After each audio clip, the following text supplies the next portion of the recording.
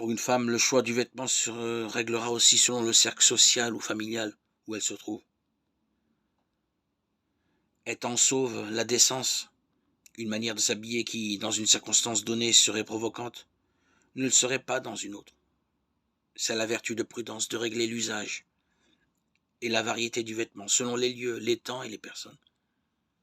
Par le sacrement du mariage, les conjoints se sont donnés l'un à l'autre de manière irrévocable. La femme est la joie du cœur de son mari. Elle ne négligera pas les moyens pour entretenir son affection et continuer de lui plaire, à lui seul. La toilette féminine est un atout légitime qui vise à entretenir le bien du mariage. À la suite de saint Paul,